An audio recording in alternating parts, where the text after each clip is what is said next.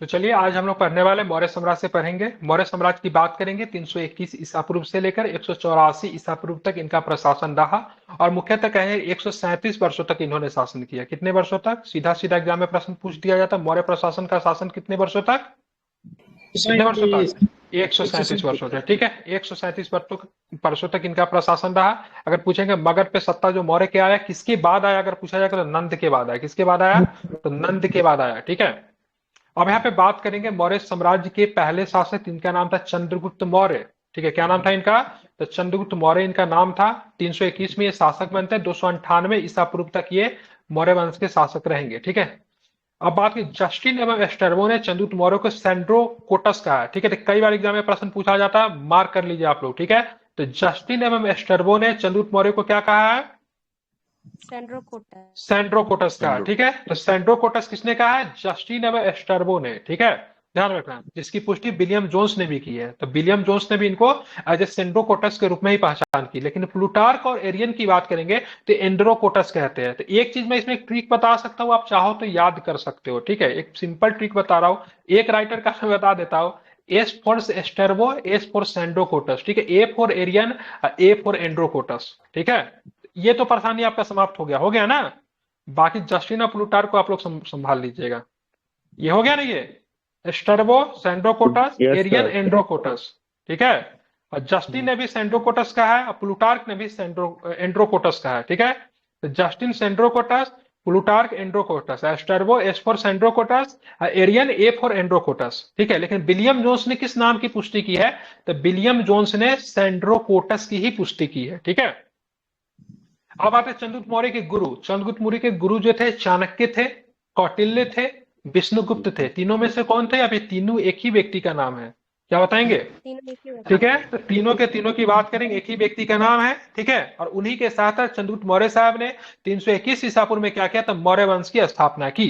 ठीक है, चंद्रगुप्त मौर्य ने 305 ईस्वी में, ठीक है 305 ईस्वी में सिकंदर के उत्तराधिकारी सेल्यूकस निकेटर को मतलब क्या किया? युद्ध में पराजित किया। ठीक है, तो सिकंदर के उत्तराधिकारी कौन थे? सेल्यूकस निकेटर थे, ध्यान में रखिएगा। ठीक है, और भी तो उसके तो लेकिन सेल्यूकस निकेटर को मुख्यतः जिम्मा मिला था आफ्टर द सिकंदर एम्पायर को चलाने का। तो क्या? 105 होगा। हाँ बिल्कुल 305 होगा, दिक्कत लग रहा है क्या? सही है 305। ठीक है, तो 305 उल्टा चल रहा है। आप आगे मत समझना, पीछे आता। ईसापुर में बात कर रहे हैं तो पीछे आएगा। ठीक है, हाँ अब 321 के ऊपर मत चले जाओ, 322 323 नहीं होगा, पीछे की ओर आएंगे हम लोग। ठीक है, तो 305 ईसा पूर्व में सिकंदर के उत्तराधिकारी कौन था? सेल्यूकस निकेटर के साथ युद्ध हुआ और इस युद्ध में सेल्यूकस निकेटर हार गए। और उसके बाद एक संधि होती है, और संधि होने के बाद ना 4 क्षेत्र इनको मिल जाता है। ठीक है, काबुल, कंधार, मकरान और हेरात का क्षेत्र मिलता है। हालांकि ये क्षेत्र जो है ना भारतीय भाषा में है। ठीक है, यूनानी भाषा में इसका कुछ अजीब सा नाम है, कहीं कहीं पे दिया रहता है, लेकिन आप इतना भी चाहो तो ध्यान में काबुल, कंधार, मकरान और हेरात जो था इनको मिला। तो इन्होंने भी मतलब खुश होकर बोला चलो आपने मुझे 4 क्षेत्र दिए हैं, चले आपके यहाँ हाथी नहीं मिलता है। सिकंदर जो था, सिकंदर की सेना हाथी से काफी डरता था, हाथी से आप लोग परिचित नहीं है, चलिए आप लोग को हाथी से परिचित कराते हैं। खुश होकर मतलब क्या किया? 500 हाथी मतलब चंद्रगुप्त मौर्य ने क्या किए? उपहार में दे दिए, क्योंकि इनके पास हाथी का तो कोई कमी था नहीं, क्योंकि मगध के जंगल में क्या मिलते थे? तो हाथी मिलते थे। ठीक है, तो इसलिए हाथी दिया। कितने हाथी दिया? 500 हाथी दिया। ठीक है, उसके बाद सेल्यूकस निकेटर और भी प्रसन्न हो गया। ठीक है, तो चंद्रगुप्त मौर्य साहब को क्या किया? अपना बेटी का विवाह इनके साथ कर दिया, दामाद बना लिया। अब बेटी का नाम क्या था? तो हेलेना नाम था। ठीक है, या फिर बात करेंगे तो कार्नेलिया भी कहते हैं। ठीक है, तो हेलेना या फिर कार्नेलिया दोनों उसी का नाम था। हेलेन कार्नेलिया पूरा नाम था, सेल्यूकस निकेटर के पुत्री थी। इसके बाद विवाह हो जाता है दोनों का। ठीक है, जब विवाह हो गया तो दोनों राज्य के बीच में संबंध अच्छे स्थापित हो गए। तो जब अच्छे स्थापित हो गए तो सेल्यूकस निकेटर साहब ने सोचा से चलो किसी एक राजदूत को बैठा देते हैं। राजदूत भी ऐसा है जो लगभग 14 से 15 वर्षों तक मतलब क्या रहा? मौर्य दरबार में रहा। ठीक है, तो मेगा एज ए राजदूत के रूप में, एज ए एम्बेसडर के रूप में ध्यान में रखना है। मौर्य दरबार में आया, जब मौर्य दरबार में आया तो इन्होंने एक पुस्तक लिखी, उस पुस्तक का नाम क्या? इंडिका। इंडिका। इंडिका नाम की पुस्तक लिखी। ठीक है, अब आते चंद्रगुप्त मौर्य का प्रशासन के बारे में हम लोग देखते हैं। साम्राज्य विस्तार क्या था? तो इनका साम्राज्य विस्तार जो था हिंदकुश पर्वत ईरान तक। ठीक है, हिंदकुश पर्वत ईरान तक ये था। ठीक है, अखंड भारत का जो अभी कभी कभी बोलते हैं अखंड भारत बनाएंगे, तो अखंड भारत में ईरान भी आता है। ठीक है, पाकिस्तान, अफगानिस्तान, इस सबको मिला के अखंड भारत बनेगा। ठीक है, पार्लियामेंट बिल्डिंग दक्षिण वाला। में हाँ, दक्षिण में कर्नाटक तक जाता था, महाराष्ट्र में सौराष्ट्र, पश्चिम में सौराष्ट्र तक जाता था, और पूरब में बंगाल तक। बंगाल तक मतलब पूरे वो पूरा बांग्लादेश वगैरह सब आ जाता था, ठीक है। ये जो था इतना विशाल साम्राज्य जो था चंद्रगुप्त मौर्य के द्वारा बनाया गया। हालांकि ये जो ईरान वगैरह जो विस्तार जो होता है, तो ये विस्तार कब हुआ था? जब 305 ईसा पूर्व में जब सेल्यूकस निकेटर के साथ जब युद्ध हुआ था, तो हमें काबुल, कंधार, मकरान और हेरात का जो क्षेत्र मिला था, तो उस समय इसका उत्तरी विस्तार हुआ था। तो कभी एग्जाम में अगर पूछा जाएगा युद्ध में किस क्षेत्र में विस्तार हुआ था, क्या बताओगे? उत्तरी विस्तार होता है, ठीक है। नॉर्थ साइड में ये विस्तार करते हैं।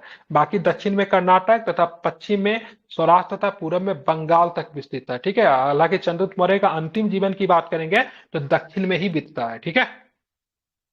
अब आते हैं, जब चंद्रगुप्त मौर्य जब प्रशासन चला रहे थे, तो इनके शासनकाल में मगध में अकाल पड़ता है, भयंकर अकाल पड़ता है। थोड़ा बड़ा अकाल नहीं होता, 12 वर्षों का भीषण अकाल पड़ा, ठीक है। उसके बाद चंद्रगुप्त मौर्य साहब उदास हो गए, नाराज हो गए, उन्होंने गद्दी को त्याग दिया, अपने पुत्र को गद्दी दे दिया। इनके पुत्र का नाम बिंदुसार था। उसके बाद मतलब क्या हुए, ये सब कुछ त्याग करके श्रवण बेलगोला कर्नाटक में चले गए। वहां पे चंद्रगिरी पर्वत आपको मिलेगा, वहां पे जाके उन्होंने तपस्या की, और तपस्या करके इन्होंने क्या किया, अपना संलेखना पद्धति के द्वारा, ठीक है, अपने शरीर को त्याग दिया, ठीक है। चंद्रगुप्त मौर्य की बात की किस धर्म को मानते थे? ये जैन धर्म को मानते थे, ठीक है। इनका देहांत की बात करेंगे तो 298 ईसा पूर्व में इनका देहांत हुआ था संलेखना मेथड से, जो कि जैन धर्म में, ठीक है। एक शरीर त्यागने के लिए इसमें क्या होता है, अन्न जल को त्याग देते हैं, मतलब भोजन करना मतलब क्या कर देते हैं, बंद कर देते हैं, ठीक है। उसके बाद खुद भी कुछ दिन के बाद देह का परित्याग हो जाता है, ठीक है। तो ये चंद्रगुप्त मौर्य थे, ध्यान में रखना है। तो मगध में अकाल पड़ी थी, 12 वर्षों की भीषण अकाल पड़ी थी, ठीक है। उनके बाद इनके पुत्र आते हैं। इनके पुत्र का नाम क्या था? बिंदुसार, ठीक है। बिंदुसार साहब की बात है, 298 से लेकर 272 ईसा पूर्व तक शासक रहेंगे, ठीक है। चंद्रगुप्त मौर्य के उत्तराधिकारी थे, अमित्र घात के नाम से जानते, क्योंकि इनका कोई शत्रु नहीं था, ठीक है, ध्यान में रखेंगे। सिंह सेन आदि के नाम से भी जाना, शत्रु इसलिए भी नहीं था क्योंकि इनके समय से लड़ाई पीट नहीं होती है, ऐसा कहा जाता है। बिंदुसार ने किसी भी राज्य को नहीं जीता, जीतते भी तो कहाँ जीते थे भाई साहब। चंद्रगुप्त मौर्य साहब ने इतना विस्तार कर दिया था तो उसका संभालना इनके लिए मुश्किल हो जाता था। इनके समय किसी भी राज्य को नहीं जीता गया, एक्सटेंड बिल्कुल भी नहीं हुआ। आफ्टर अशोका के समय पूरब की तरह एक्सटेंड हुआ था, उड़ीसा वगैरह, कलिंग वगैरह को मिलाएंगे, लेकिन इसके समय नहीं हुआ। लेकिन एक समकालीन लेखक की बात करेंगे जिसका नाम था तारानाथ, ठीक है। तारानाथ ने बिंदुसार को 16 राज्यों का विजेता बताया है, लेकिन अन्य किसी भी समकालीन लेखक ने बिंदुसार के बारे में बताया कि इनके समय में किसी प्रकार का मगध का साम्राज्य विस्तार नहीं हुआ था, ठीक है। ध्यान में इसको रखना है। तो ये मौर्य वंश के दूसरे शासक थे, ठीक है। इनको किस नाम से जानते हैं? इनका उपनाम क्या था बताइए? किस उपनाम के जानते थे? तो बिल्कुल ठीक है। हाँ, तो इनका नाम आपको ध्यान में रखना है, काफी महत्वपूर्ण है। इनको अमित्र घात भी कहते थे, ठीक है। सिंगसेन के नाम से भी इनको जानते थे, ठीक है। स्ट्रैबो के अनुसार सीरिया के राजा एंटियोकस ने डाइमेकस के नामक राजदूत को बिंदुसार के दरबार में भेजा था। अगर पूछेगा सिकंदर के उत्तराधिकारी कौन हुआ था? Seleucus Nicator. सेल्यूकस निकेटर के उत्तराधिकारी कौन हुआ? तो ध्यान में एंटियोकस, ठीक है, ध्यान में रखना। एंटियोकस जो था सेल्यूकस निकेटर का उत्तराधिकारी था, सीरियन किंग था। अगर पूछा जाएगा से मुगल मौर्य दरबार में, ठीक है, मेगास्नीस का उत्तराधिकारी कौन हुआ? तो डाइमेकस। क्या बताएंगे? डाइमेकस, ठीक है। हालांकि डाइमेकस का समझ, ये सारे आपस में कनेक्टेड है, ठीक है। सेल्यूकस निकेटर का संबंध एंटियोकस से है। आई थिंक उसका रिलेटिव ही था, मुझे ध्यान नहीं आई थी, उसका पुत्र होगा फिर भतीजा कुछ हो सकता है, लेकिन उसका रिलेटिव था, ठीक है। इसको चेक कर लीजिएगा आप लोग, ठीक है। तो डाइमेकस जो था राजदूत बना के बिंदुसार के दरबार में भेजा गया। तो बिंदुसार साहब थोड़ा भावुक हो जाते, कुछ डिमांड वगैरह कर देते। 3 चीज डिमांड करते डाइमेकस से, बोलो भेजे वहां काफी बढ़िया होता है। एक तो बोलते शराब भेजने के लिए, वो भी शराब ऐसा वैसा शराब नहीं, मीठी शराब, ठीक है, ध्यान में रखना है। उसके बाद बोलते हैं से, एक उसके फिलोसफर बाद एक फिलोसफर को भी बोला जाता है, और साथ में और फिग अंजीर। हाँ ठीक है, अंजीर। हाँ ठीक है, अंजीर को भेजा जाता है, बोला जाता है भेजने के लिए, ठीक है। सूखा अंजीर। लेकिन हाँ, सूखा अंजीर। लेकिन डाइमेकस ये बात एंटियोकस को जब बताता है तो सारे कुछ भेजने के लिए तो तैयार हो जाते हैं, लेकिन वो कहते हैं से भाई साहब क्या नहीं भेज सकते, ठीक है। फिलोसफर तो हाँ, फिलोसफर को नहीं भेज सकते, ठीक है, ध्यान रखना, फिलोसफर को नहीं भेज सकते, इसको आपको ध्यान में रखना है। तो इस तरीके से मतलब क्या हुआ, तो सारी चीजें हो गई। अब बिंदुसार के दरबार में मिस्र के राजा टॉलमी फिलाडेल्फस ने, ठीक है, डायनोसियस नामक राजदूत को भेजा था। तो कभी कभी इंपॉर्टेंट यहाँ पे दिक्कत हो जाता है, तो डायनोसियस किसके शासनकाल में आया था? तो अगर कभी ऐसा प्रश्न आएगा तो बिंदुसार के शासनकाल में आया था, लेकिन ये अशोक के दरबार में भी रहा था, ठीक है। तो केवल बिंदुसार नहीं, अगर ऐसा प्रश्न पूछेगा शासनकाल में किसके आया, तो बिंदुसार का शासनकाल था। अगर पूछेगा दरबार में किसके दरबार में रहा, तो अशोक और बिंदुसार दोनों ही होंगे, ठीक है, ध्यान में रखना है, ठीक है। तो डायनोसियस, अशोक और बिंदुसार दोनों होंगे, लेकिन शासनकाल में किसके आया था? बिंदुसार के शासनकाल में आया था। और ये मिस्र के शासक का नाम क्या है? टॉलमी फिलाडेल्फस जो था, उसके मतलब क्या थे? राजदूत थे, ठीक है। अब बिंदुसार के शासनकाल में क्या होता है? दो विद्रोह होते हैं, ठीक है। तो तक्षशिला में हुए विद्रोह को दबाने के लिए अपने पुत्र अशोक को भेजा था, ठीक है। अशोक के बारे में कहते हैं उसने बड़ी बड़ी बुद्धिमानी से मतलब इस विद्रोह का मतलब क्या क्या था? दबा दिया था। बिंदुसार की बात करेंगे तो बिंदुसार जो था आजीवक आजीवक संप्रदाय का क्या था? अनुनायी था। इसके फाउंडर कौन था आजीवक संप्रदाय का? तो क्या बताएंगे? तो मक्खली गोपाल। पुत्र गोसाल, ठीक है।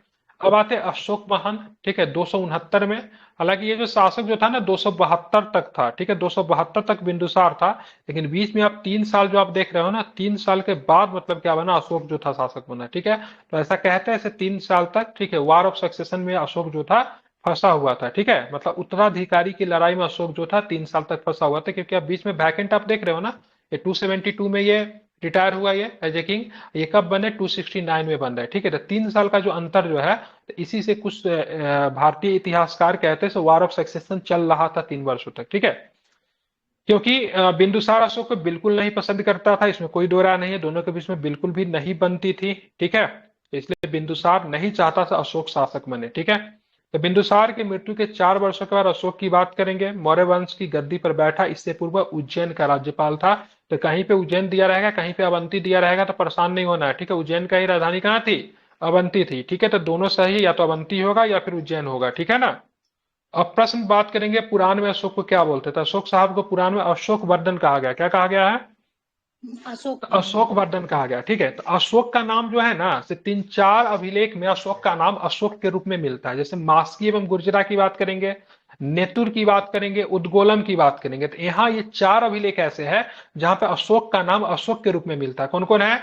मास्की एवं गुर्जरा, नेतुर और उद्गोलम, नेतुर ठीक और है। ये 4 अभिलेख आपको ध्यान में रखना है। यहाँ पे अशोक का नाम किस रूप में मिलता है? तो अशोक के रूप में मिलता है, ठीक है। सिहली अनुश्रुतियों, ठीक है, सिहली अनुश्रुतियों की माने, ठीक है, श्रीलंकन, वहां से अगर ऐसा मानते हैं तो ऐसा कहा जाता है अशोक ने अपने 99 भाइयों की हत्या करके गद्दी प्राप्त की। अन्य स्रोत इसकी पुष्टि नहीं करते, मतलब समकालीन भारतीय इतिहासकार कह लीजिए या फिर समकालीन भारतीय जो अन्य स्रोत जो है इसके बारे में कोई जानकारी नहीं मिलती है। लेकिन बौद्ध ग्रंथ सिहली अनुश्रुति में कहा जाता है इन्होंने अपने भाइयों की हत्या की थी।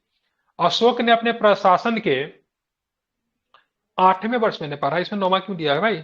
8वां ही होगा ना, यस सर। ठीक है। जैसे 269 -8, ठीक है, 261, राइट, ठीक है। तो अशोक ने अपने शासन के 8वें वर्ष क्या करता है? कलिंग युद्ध में किया और कलिंग को मगध में सम्मिलित कर लिया, ठीक है। तो कलिंग मगध में शामिल होने वाला कैमा प्रांत बना था? एनीवन? कैमा नंबर का प्रांत था कलिंग? छठा प्रांत। पांचवा। 5वां प्रांत था, ठीक है। कैमा प्रांत था? 5वां प्रांत था, ठीक है। और बात करिए कलिंग युद्ध का वर्णन जो अशोक के किस अभिलेख में मिलता है, तो क्या बताएंगे? 13वां अभिलेख में, ठीक है। 13वां अभिलेख में जानकारी उसके बारे में मिलती है। कलिंग युद्ध के बाद अशोक ने बौद्ध धर्म को अपनाया। उससे पूर्व शैव धर्म को मानता था, ध्यान में रखना है। तो शैव धर्म को मानता था उससे पूर्व, उसके बाद उन्होंने बौद्ध धर्म को अपना लिया, ठीक है। और दीक्षा किसने दी? तो दिव्यावदान के अनुसार उपगुप्त ने अशोक को क्या थी? बौद्ध धर्म की, ठीक है, दीक्षा दी थी। ये बहुत इंपॉर्टेंट है, रट जाइए, VVI है, याद कर लीजिए, ठीक है, काफी इंपॉर्टेंट है, ठीक है। 8वें वर्ष कलिंग, इसमें 9वां दिया हुआ, 8वां वर्ष में कलिंग था। 10वें वर्ष में बोध गया की यात्रा किया, जहां पे गौतम बुद्ध जी को ज्ञान की प्राप्ति हुई थी। 12वें वर्ष में निगाली सागर धाम की यात्रा की, ठीक है। तो निगाली सागर ये भी आपको पड़ता है उधर ही, कहाँ पड़ता है? नेपाल में ही पड़ता है, ठीक है। दिगाली सागर अभिलेख भी है। 13वें वर्ष में धम्म का शिलालेखों का अंकन किया। 14वें वर्ष में धम्म महापात्रों की नियुक्ति किया, नहीं पूछते ये। 20वां वर्ष काफी इंपॉर्टेंट है, लुम्बिनी की यात्रा की इन्होंने। जब लुम्बिनी की यात्रा की तो उन्होंने रेवेन्यू को क्या किया था? वहां पे दो तरह, एक तो जब धार्मिक कर को पूरी तरीके से समाप्त कर दिया था, ठीक है। धार्मिक कर को क्या किया इन्होंने? शून्य कर दिया, बोला सर नहीं नहीं देना है, ठीक है। और जो राजस्व कर जो था ना वो 1/6 था ना, उसको मतलब घटा के मतलब कितना कर दिया? 1/8 कर दिया, ठीक है। जो भी रहा होगा घटाकर 1/8 कर दिया, ठीक है। धार्मिक कर को क्या किया था उन्होंने? शून्य कर दिया था। तो 2 प्रकार के कर को इन्होंने उस पर बात की, एक धार्मिक कर को शून्य कर दिया, और यहाँ पे मतलब अशोक ने मतलब क्या किया था यहाँ पे कौन सा कर था यार? राजस्व कर जो था उसको घटाकर मतलब क्या कर दिया? भूमि पे जो देना होता था उस समय तो भूमि ही तो था ना, 1/8 कर दिया, ठीक है, याद रखेंगे। तो 8वें वर्ष कलिंग, 10वें वर्ष बोध गया, ठीक है। 20वें वर्ष मतलब लुम्बिनी की यात्रा की थी, ठीक है। अब 12वें वर्ष निगाली सागर भी पूछ दिया हुआ है एग्जाम में, ठीक है। 14वां याद रखोगे तो धम्म महापात्रों की नियुक्ति की थी। और 5वां नंबर जो है ना अभिलेख, उसमें धम्म महापात्र के बारे में जानकारी भी दिया हुआ है। अब आते हैं, अशोक के एक पुत्र थी एक पुत्री भी थी, ठीक है। तो अशोक ने बौद्ध धर्म के प्रचार के अपने पुत्र महेंद्र एवं पुत्री संघमित्रा को कहाँ भेजा था? श्रीलंका। श्रीलंका, ठीक है। तो श्रीलंका ये लोग गए थे, तो सभी लोग किसी यहाँ जाते हैं तो साथ में मिठाई वगैरह फल फूल लेकर जाते, ये लोग बोधि वृक्ष लेकर गए थे, ठीक है। पीपल का एक बड़ा सा पेड़ लेके गया था श्रीलंका में, इन्होंने पीपल का पेड़ जाकर लगा दिया, ठीक है। अब वह पीपल का पेड़ जो है था बाद में काम आया, ठीक है। जब भारत में जब बोधि वृक्ष जब कटवा दिया गया था, श्रीलंका से लाकर ही मतलब पेड़ को लगवाया गया था, जिसको लगाया किसके द्वारा गया था? तो संघमित्रा और पुत्र महेंद्र के द्वारा लगाया गया था, ठीक है। अशोक बौद्ध धर्म को मानते थे। इनके शासनकाल में तीसरी बौद्ध संगीति होती है। और तीसरी बौद्ध संगीति का आयोजन कहाँ पे किया जाता है, तो क्या बताओगे आप लोग? पाटलिपुत्र। पाटलिपुत्र। तो पाटलिपुत्र में किया जाता है, ठीक है। अशोक ने 37 वर्षों तक शासन किया, ठीक है। 137 वर्षों तक टोटल चला, और जिसमें से 37 वर्ष अशोक साहब के हिस्से में गया। और इनकी मृत्यु की बात करें 232 में हो गई थी अप्रोक्स में, ठीक है। अशोक के बाद 10 उत्तराधिकारियों ने शासन किया, लेकिन सबके सब जो थे मतलब काबिल नहीं थे, ठीक है। बिल्कुल। उसमें से कुणाल था, बंधुपाली था, इंद्रपाली था, दशोन था। दशरथ का नाम काफी इंपॉर्टेंट है, क्योंकि दशरथ जो था अशोक के पौत्र थे। क्या थे? पौत्र थे, ठीक है। उसका संप्रति पोता था। और शाली बराबर शुक्ल के बना। बिल्कुल, हाँ, वो जहानाबाद वाला, इसीलिए मैंने इंपॉर्टेंट इसीलिए बता दिया, आगे आएगा वो टॉपिक, इसीलिए मैंने उसको अंडरलाइन किया, ठीक है, क्योंकि इसके बारे में पूछता है, ठीक है। संप्रति था, शालीसुख था, देवार्दन था, शतधनुष था। हमारे लिए वृद्धरथ और दशरथ से प्रश्न आते हैं, बाकी सब फालतू है, ठीक है। लेकिन अब पूछेगा इंस्टेंट कौन उत्तराधिकारी बना, तो आफ्टर दशों का कुणाल था, ठीक है। तो मौर्य वंश के अंतिम शासक वृद्धरथ था, ध्यान में रखना। तो यहाँ पे इनका बौद्धिज्म के तरफ काफी अधिक झुकाव हो गया था, थोड़ा कॉन्स्पिरेसी वगैरह होने लगा था। ब्राह्मण धर्म जो थी अपना चाहती थी, डाउनफॉल हो रहा था। तो इसी में एक सेनापति था जिसका नाम था, क्या नाम था उनका? पुष्यमित्र शुंग, ठीक है। तो पुष्यमित्र शुंग ने क्या किया? वृद्धरथ की हत्या की। और जहां पे बौद्ध धर्म जो मगध में एकदम चरम पे था, अब बौद्ध धर्म का डाउनफॉल का समय आ गया था। अब मगध पे जिस वंश ने शासन करना शुरू किया, उस वंश का जो शासक जो था ब्राह्मण था, ठीक है। तो आगे चल के कंटिन्यूसली मगध में जो होगा ना ब्राह्मण बाद जो होगा, ब्राह्मण धर्म जो होगा वो थोड़ा वाइड एंगल में फैलेगा, ठीक है। तब बौद्धिज्म का पतन होगा और हम लोग ब्राह्मणवाद की तरफ जाएंगे, ठीक है। तो टोटल कितने वर्षों तक मगध का शासन रहा, मौर्य का शासन रहा मगध पे, तो क्या बताएंगे? 137 वर्षों तक, ठीक है। आप देखेंगे मौर्य प्रशासन के बारे में देखेंगे, तो मौर्य प्रशासन जो था मुख्यतः केंद्रीयकृत ही था, ठीक है। डिसेंट्रलाइजेशन नहीं था, ठीक है। जो निर्णय मुख्यतः होती थी वो शासक के द्वारा, केंद्र के द्वारा ही लिए जाते थे। जो यहाँ पे जो प्रशासन जो था केंद्रीय प्रशासन की स्थापना की गई। इस व्यवस्था में सम्राट संपूर्ण व्यवस्था के शीर्ष पे होता था। राजा में प्रशासनिक, सैनिक एवं न्यायिक तीनों प्रकार की शक्ति होती है। एक्सिक्यूटिव, जुडिशियरी, और मतलब सारा शक्ति जो था ना सबके सब राजा में ही था, ठीक है। एडमिनिस्ट्रेशनल पावर से लेके जुडिशरी हो गया, ठीक है, एडमिनिस्ट्रेशनल हो गया, सबके सब पावर जो था राजा के अंदर ही था। मतलब राजा जो था सर्वोपरि था, ठीक है। तो इसको हम लोग निरंकुश राजतंत्र की भी उपाधि हम लोग दे सकते हैं। लेकिन यहाँ पे विभाजन जो था, साम्राज्य का विभाजन 3 केंद्र में किया गया था। सबसे पहले देश होता था, देश का मतलब केंद्र, देश का मतलब केंद्र होता था। उसके बाद प्रांत था, प्रांत का मतलब क्या होता था? राज्य होता था। मुख्यतः कितने प्रांत थे? तो 4 प्रांत पहले से थे, अब बाद में एक को शामिल किया गया जो कि कलिंग के तौर पे था, ठीक है। तो टोटल प्रांत कितने हो गए? 5 प्रांत थे, ठीक है। चारों दिशा में 4 प्रांत थे, बाद में कलिंग शामिल किया गया था। और इसका विषय विषय को जिला के तौर पे हम लोग जानते हैं। उसके नीचे क्या होता था? ग्राम होता था, ठीक है। अभी किस हिसाब से आप जोड़ोगे तो अभी भी ये सटीक बैठ रहा होगा, ठीक है। अब केंद्रीय प्रशासन में राजा का सहयोग के लिए जो अमात्या होते थे, अमात्या जस्ट लाइक मंत्री, क्या होते थे? मंत्री होते थे, अमात्या होते थे, ये प्रशासनिक अधिकारी होते थे, ठीक है। और इनके अमात्या को जो सहयोगी जो होते थे ना, वो आईएएस अधिकारी टाइप के अधिकारी, जिनको तीर्थ बोलते थे, ठीक है।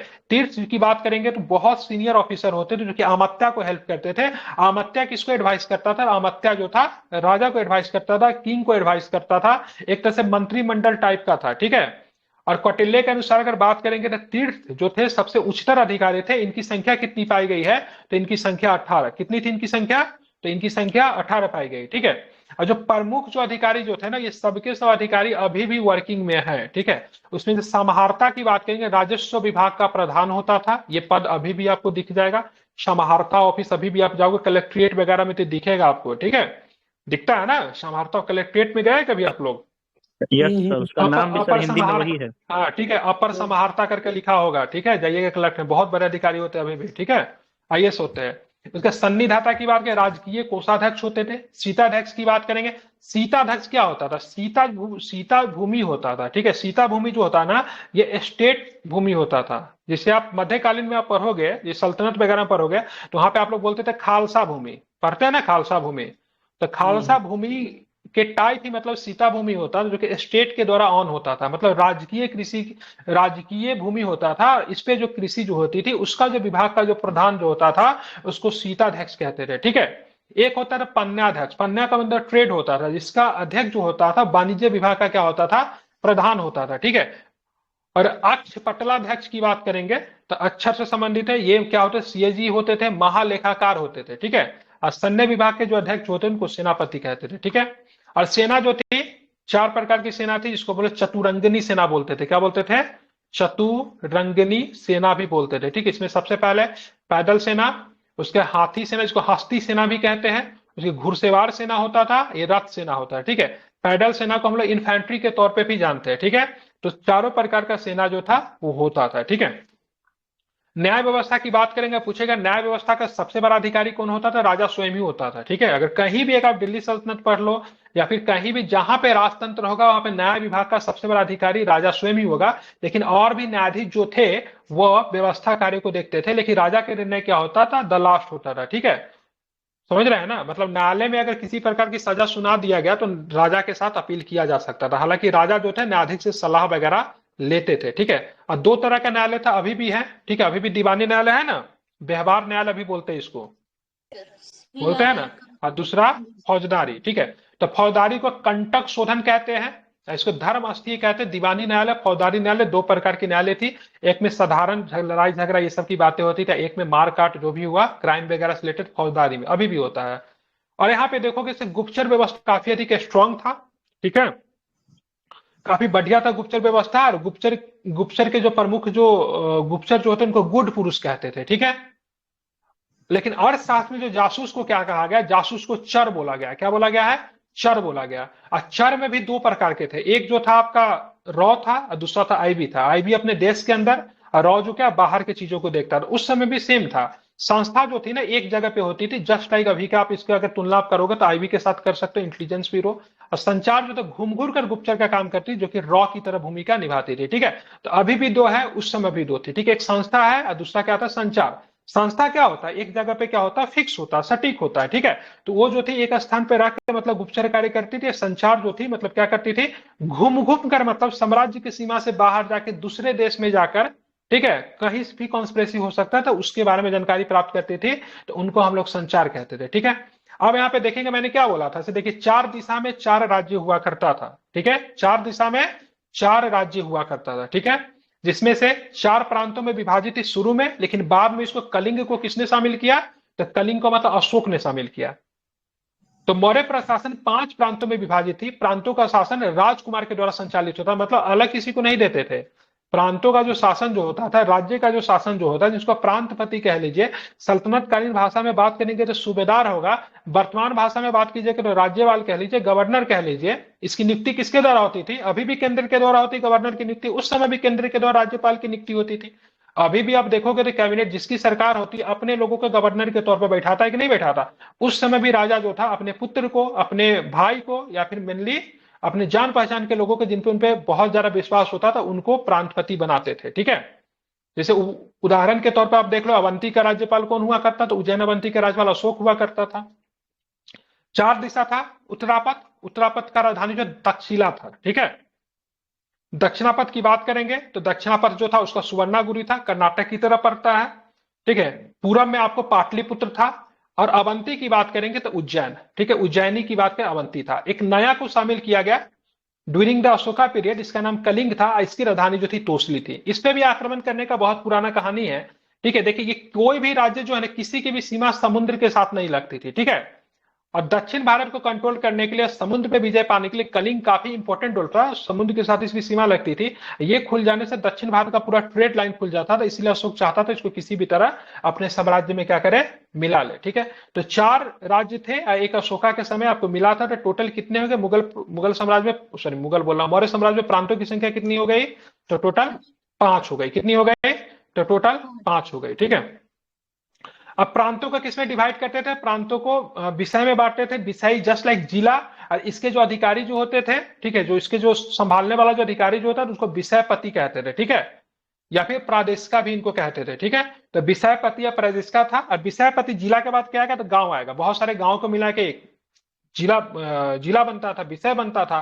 तो गांव जो आता था ना, गांव का जो देख रेख करने वाला जो प्रधान जो होता है ग्रामीण होता है, जस्ट लाइक मुखिया टाइप का था। ठीक है, तो ये मुखिया टाइप का 10 गांव के समूह के एक गोप होता था। ठीक है, प्रखंड स्तर हो गया। ठीक है, तो इसको गोप कहते थे। तो इस तरीके से इनका एडमिनिस्ट्रेशन जो था चलता था। अब नगर प्रशासन का संचालन जो था 6 समिति के द्वारा। ये जो नगर प्रशासन जो था, नगर जो था, जिला जो था, उनको चलाने के लिए 6 समिति होती थी। कितनी समिति होती थी? तो 6 समिति होती थी।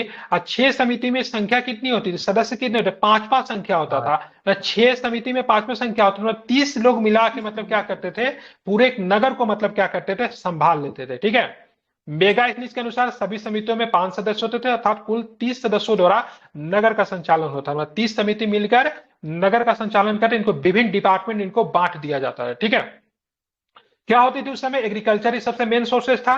तो अर्थव्यवस्था मौर्य काल में राजकीय आय का क्या था? स्रोत था मेनली। ठीक है, तो कृषि था राजकीय आय का स्रोत, उद्योग था एवं व्यापार भी था। सर्वाधिक आय किससे होती थी? कृषि से होती थी। अभी भी कृषि प्रधान भारत है, डेट टाइम भी था। और वहां पे जो टैक्सेस की बात करेंगे तो 1/6 था। ये 1/6 की बात करें काफी इंपोर्टेंट है, क्योंकि हमारे धर्म शास्त्रों में भी जो कर बताया गया 1/6 ही बताया गया। अभी भी आप देखोगे तो इसी के अप्रोक्स नहीं, अभी तो दुगुना होगा, वो 1/3 के आसपास है। उस समय 1/6 था। ठीक है, समझ रहे हैं ना? अभी केवल अगर कुछ हुआ है तो केवल कर ही बढ़ रहा है। ठीक है, सर अभी अभी तो कर आपका कृषि पर 34। 0 है ना? अब कृषि पे, हाँ कृषि पे जीरो, कृषि पे जीरो है। कृषि उत्पाद पे टैक्स नहीं है। कृषि से जो उत्पाद बनेगा उस पे टैक्स नहीं देते हैं। 10 लाख से अधिक आय पर सर 30% है सर। हाँ, तो वही मैंने बोला, अभी 1/3 हो गया, उस समय 1/6 था। हम टोटल इनकम की बात कर रहे हैं। ठीक है, उस समय कृषि से इनकम आता था तो उसी पे टैक्स लगता था। अभी डिफरेंट सोर्सेज से आते थे, डिफरेंट सोर्स से टैक्स लगेंगे। तो 1/6, तो ये 1/6 जो है ना काफी अधिक इंपॉर्टेंट है, क्योंकि हमारे धर्म शास्त्रों में कितनी बताई गई है? तो 1/6 ही बताई गई। ठीक है, सरकारी भूमि को क्या बोलते हैं? तो जस्ट मैंने ऊपर में चर्चा किया, सीता भूमि। सिटी भूमि। ठीक है, और मध्यकालीन भारत में जब हम लोग सल्तनत पढ़ते तो उस समय सरकारी भूमि को खालसा लैंड। खालसा भूमि। ठीक है, इसको याद रखिए। मैं क्या कर रहा हूँ ना, मैं वर्तमान कॉन्सेप्ट को, मेडिवल इंडिया को और प्राचीन भारत को कनेक्ट करके पढ़ा रहा हूँ, ऐसे जल्दी याद हो जाता है। ठीक है, ये टर्मोलॉजी है, ऐसे ही पढ़ेंगे तो आपको जल्दी याद हो जाए। हिस्ट्री बहुत आसान होता है। ठीक है, बहुत आसान होता है, और सबसे आसान होता है हिस्ट्री ही होता है। ठीक है, मुझे याद है, समय जब 10th में था ना, तो मैंने उस समय लगभग ग्रेजुएशन वगैरह का सबका इतिहास में उस समय पढ़ गया था। मुझे इतना इतिहास में इंटरेस्ट जग गया था, तो मैंने इसे पीएचडी करने की सोची। हालांकि कंप्लीट नहीं हो पाया पीएचडी, अभी भी नहीं हुआ है, थोड़ा सा बचा हुआ है, लेकिन मुझे बहुत इतिहास में इंटरेस्ट था। तो इतिहास को जब इतिहास के हिसाब से पढ़ेंगे, अब वर्तमान चीजों को जोड़ कर पढ़ेंगे ना, तो फिर आपको मजा आने लगेगा। फिर इसको बोझ की तरह पढ़ेंगे तो फिर जल्दी समझ में नहीं आएगा। सबसे आसान सब्जेक्ट इतिहास ही होता है। तो 1/6% जो 1/6 जो कर जो था किस पे था? भूमि पे था। ठीक है, उद्योग में व्यापार से हमारा 10% वसूला जाता था। किस पे वसूलते थे? तो उद्योग में व्यापार पे कितने थे? 10% थे। ठीक है, अब मौर्य कालीन अगर सबसे प्रमुख बंदरगाह की बात करेंगे, भरूच हुआ करता है, जिसको भरोच कहते थे, जो कि गुजरात में पड़ता था। अभी भी बंदरगाह है, इसको आपको ध्यान में रखना है। हाँ, एक चीज बड़ा कठोर था, अगर कोई व्यक्ति अगर टैक्स को चोरी अगर करता था तो उसको कौन सी सजा मिलती थी? सीधे सीधे मृत्युदंड। ठीक है, क्या मिलता था? मृत्यु। कर चोरी करने वाले को मृत्युदंड था। ठीक है, ध्यान में रखना है। रूल जो था सशक्त काफी था। और सामाजिक व्यवस्था की, सोशल ऑर्डर की बात करेंगे तो कौटिल्य ने मौर्यकालीन समाज में, ध्यान में रखना है, ठीक है, 3 कैटेगरी विभाजित किया था, 4 में। ब्राह्मण, क्षत्रिय, वैश्य, शूद्र, 4 वर्णों में विभाजित था। उस समय भी था, शुरू से था। ये तो ऋग्वैदिक काल का ही है, वैदिक काल का ही है, सॉरी। मेगा इसलिए से बोला से भाई साहब देखो, वो बात तो ठीक है, लेकिन इसमें भी 7 कैटेगरी में उन्होंने बांटा है। ठीक है, 7 कैटेगरी। दार्शनिक पूछता है, इसमें से पूछेगा से मेगा स्नीच के द्वारा बांटे गए 7 कैटेगरी में कौन नहीं शामिल था, जिसके बारे में कौटिल्य चर्चा करता है। तो दास, ठीक है। मेगास्थनीज दास के बारे में चर्चा नहीं करते हैं, ठीक है। और कौटिल्य दास के बारे में चर्चा करते हैं, ठीक है। कौटिल्य करते हैं, मेगास्थनीज नहीं करते हैं। मतलब कौटिल्य के अनुसार दास प्रथा का प्रचलन था, जबकि मेगास्थनीज ने दास प्रथा का प्रचलन को स्वीकार नहीं किया है, ठीक है। मौर्यकालीन समाज में महिलाओं की स्थिति कैसी थी? बहुत अच्छी थी, महिलाओं की स्थिति बहुत बढ़िया थी। चंद्रगुप्त मौर्य का बॉडीगार्ड कौन था? चंद्रगुप्त मौर्य को गार्ड कौन करते थे? महिलाएं ही उनको गार्ड करती थी, ठीक है। मतलब चंद्रगुप्त मौर्य का जो बॉडीगार्ड जो हुआ करता था, महिलाएं हुआ करती थी, ठीक है। वेश्यावृत्ति के भी प्रमाण मिले हैं, ठीक है। जो इस तरह के जो काम करने वाली जो महिला जिसे रूपा जीवा कहते हैं, तो टैक्स वगैरह भी इनसे लिया जाता था, ठीक है। मौर्य काल की बात करेंगे ना, मौर्य काल के दौरान ताकतवर केंद्रीय सत्ता के अधीन विभिन्न कला रूपों का स्थापत्य कला एवं मूर्ति कला का विकास हुआ, ठीक है। ध्यान रखना, ये कला दो रूपों में विकसित थी। एक जो था राजकीय संरक्षण को विकसित हुआ, और दूसरा जो था राजकीय संरक्षण में विकसित कला को क्या बोलते थे? राजकीय कला कहते थे। और दूसरा जो था स्थानीय कलाकारों के द्वारा विकसित कला को लोक कला कहते थे। और राजकीय संरक्षण में क्या क्या आएगा? ये आपको मेंस का जो मैंने प्रश्न दिया था उसमें भी मैंने लिखाया था। दो तरह के मौर्य कला को किस कैटेगरी में बांटोगे आप? तो एक होगा राजकीय संरक्षण, और दूसरा इसको राजकीय संरक्षण में क्या होगा? राज्य का कला, ठीक है। एक जो होगा लोक कला, ठीक है, जो कि आम लोगों के द्वारा प्रभावित होकर और कला को मतलब विकसित किया गया, ठीक है। राजकीय कला के अंतर्गत स्थापत्य कला का सर्वाधिक विकास हुआ। इसमें जो महल वगैरह जो बनाए गए, जैसे राजप्रसाद बना, स्तंभ बना, स्तूप बना, गुहा बना, ठीक है। तो राजप्रसाद की बात करेंगे तो चंद्रगुप्त मौर्य का राजप्रसाद आपको पटना के कुम्हार से मिला, जो कि लकड़ी से बना हुआ था, भयंकर था, काफी तारीफ उसकी बारे में की गई है। स्तंभ की बात करेंगे, स्तूपा की बात करेंगे, गुहा विहार की बात करेंगे, तो ये सब मतलब क्या है? काफी अधिक प्रमुख राजकीय कला है। लोक कला में मुख्यतः आपको क्या मिला? मूर्ति कला में स्तंभों के ऊपर मूर्ति एवं स्वतंत्र रूप से निर्मित मूर्तियों का प्रमाण मिले। जैसे दीदारगंज से यक्ष एवं इच्छिनी की प्रतिमा मिली ना, दीदारगंज से पटना में, ठीक है। तो ये आपके क्या है? मूर्ति कला जो है राजकीय कला, सॉरी क्या बोलते हैं, लोक कला। तो दो तरह के कला जो था मेनली डेवलप हुआ ड्यूरिंग द मॉडर्न पीरियड। एक है राजकीय कला, दूसरा जो है लोक कला, ठीक है। लोक कला में यक्ष इच्छिनियों की मूर्ति एवं जैन तीर्थंकरों की मूर्ति मिली है, ठीक है। कहां से मिला है ये? तो पटना से मिला है ना, ये पटना में दीदारगंज से। इन मूर्तियों का निर्माण किस पत्थर से किया गया है? तो बलुआ पत्थर से, ठीक है, सैंडस्टोन से। इसका प्रमुख स्थान पटना में दीदारगंज से प्राप्त यक्षिनी की मूर्ति है, और लोहानीपुर आपको पटना से पड़ता है, वहां से आपको जैन मूर्ति आपको प्राप्त हुई, ठीक है। राजकीय कला का तो बहुत सारा उदाहरण है, अशोक के समय जो बना हुआ है स्तूपा वगैरह हो गया, लेकिन सबसे महत्वपूर्ण राजकीय कला का चंद्रगुप्त मौर्य के द्वारा बना हुआ कौन सा कला हो जाएगा? तो क्या बताएंगे? तो राज्य प्रसाद, ठीक है। तो क्या करूं, बौद्धिज्म जैनिज्म भी पढ़ा दूं? आई थिंक ये तो याद हो गया कि मैंने इतना अच्छा से आपको पढ़ा दिया, ठीक है। Yes sir. ठीक है, बौद्धिज्म जैनिज्म भी पढ़ाना है क्या? छोड़ देना है? Sir modern history. हाँ, तो ये बौद्धिज्म जैनिज्म कल पढ़ा दूंगा, ठीक है। दोनों है ना, ये कल पढ़ा देंगे क्योंकि काफी बड़ा होगा। तो बौद्धिज्म और जैनिज्म कल के क्लास के लिए हम लोग रखते हैं, ठीक है। आज मैंने मॉडर्न आपको पढ़ा दिया, इसको आप लोग ध्यान में रखिएगा, ठीक है।